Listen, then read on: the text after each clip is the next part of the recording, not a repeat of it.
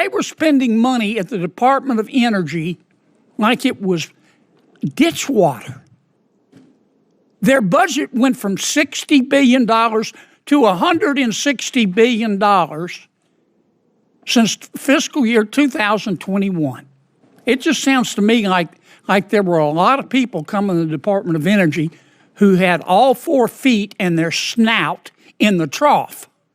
I want to go back to some of your earlier testimony, be sure I heard it correctly. The 76-day period you're talking about, that's the period between the time that President Trump was elected and President Biden left office. Is that right? That is correct. And during that short period of time, 76 days, how much taxpayer money went out the door of the Department of Energy? From the Loan Program Office in loans and commitments, $93 billion. Well over twice as much as in the previous 15 years. So, how do you vet and do due diligence on a loan in 76 days? One loan, much less $93 billion. How do you do it? I think it's probably pretty clear it wasn't done in many cases. As I mentioned, I'm told I'm holding back clearly in place stuff. There is lots of funds that have gone out the door and commitments that were made from businesses that provided no business plan, no numbers about their own financial solvency or how this project So you're telling me that the Department of Energy, in the 76-day period, before their boss was going to leave office, gave or loaned money to entities that had no business plan? Correct. No financials? Correct.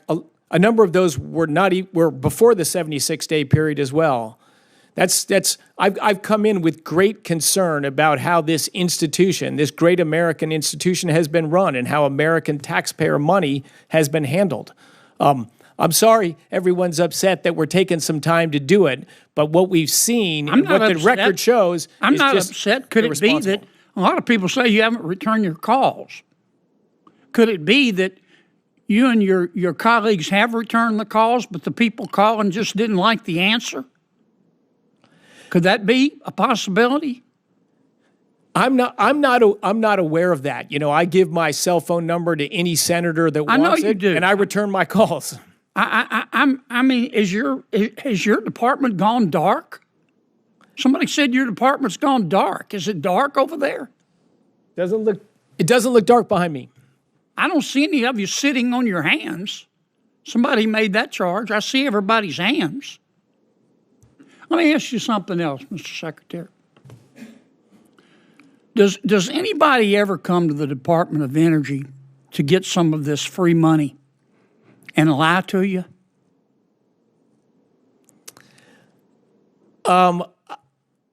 I have not experienced that, but I think it's a reasonable assumption that has happened. Does anybody ever come to you? Or is it conceivable that some of these folks that heard about this free money came to you with a half-baked idea? I think it's very conceivable. In fact, I've seen such plans that were half-baked would be charitable. That didn't have a business plan, right? Correct. A promise to develop one, to find a location. Just give me the money and I'll develop the plan later. Correct. And now you're going back through, not money that's already been contracted, but you're going back through and checking each one of these loans and these grants to make sure there was no stealing, aren't you? We are. You make sure there was no incompetence, aren't you? Is that correct? We're looking at that, and yeah, my blood pressure is rising right now just thinking about what we have seen and what did happen at the department. And you're going to tell some of these boondoggles no, aren't you? That's correct. And they're going to be upset, aren't they? That's correct. And they ought to be upset, shouldn't they? I don't think they should be upset. I think they should be ashamed.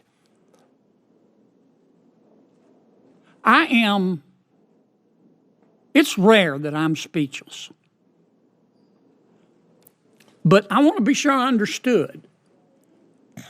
The people running the Department of Energy for President Biden's administration shoveled $93 billion, not million, $93 billion out the door in 76 days, and it just happened to be the time between when President Trump was elected and President Biden, their boss, was leaving.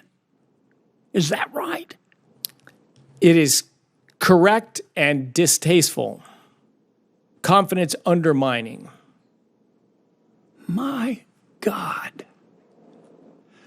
Look, I hope you take whatever time you need to go through all of these projects penny by penny.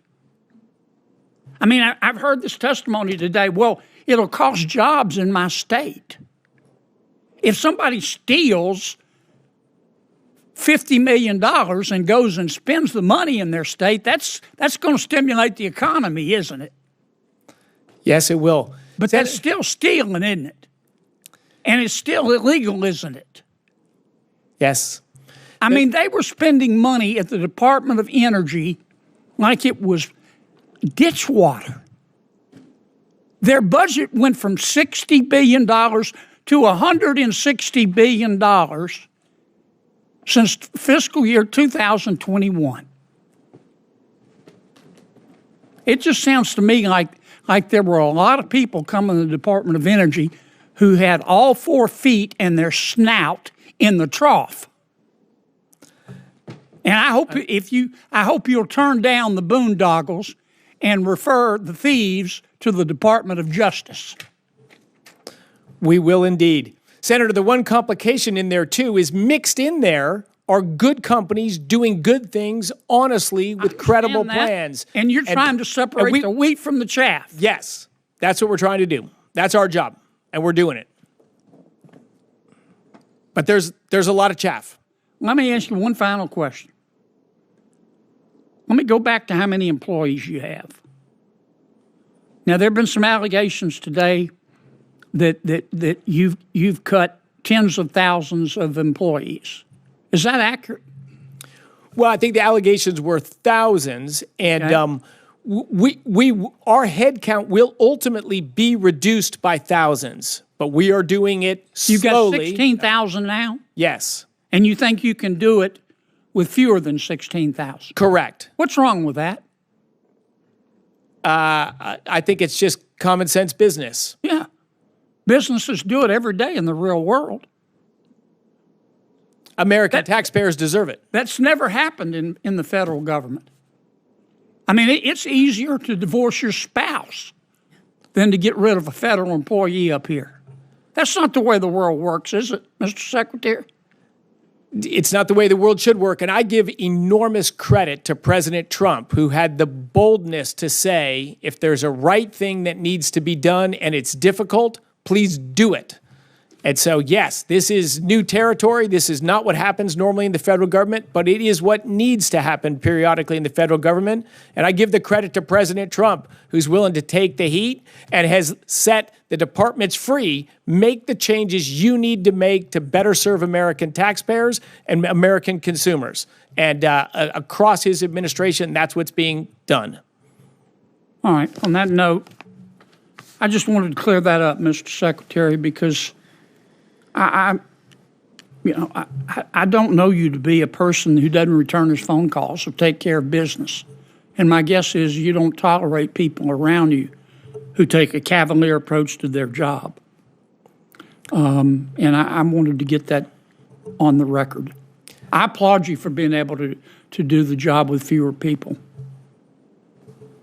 Thank you for being here today. Thank you to all of your staff. Y'all can't take the rest of the day off. It's still the hearing record's going to remain open for a week. Some senators may send you additional questions They might submit additional information for the record within that time. It's their prerogative. If they have questions, I hope you'll try to answer them in a reasonable amount of time. I want to thank you for being here today, and the subcommittee will now stand adjourned. Thank you, Senator, and the committee. Thank you.